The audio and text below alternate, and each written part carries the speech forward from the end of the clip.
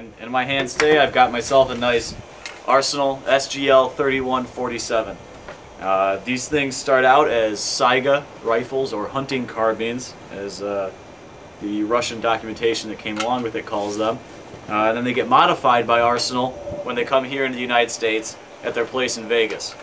Now, what's different about the Dash 47 from the other SGL31 rifles is the OD green furniture, as you can see here, and the fixed non-folding stock. It's all US made furniture. I got OD green just because I like green. But now what really matters is whether or not the gun works, so let's figure that out.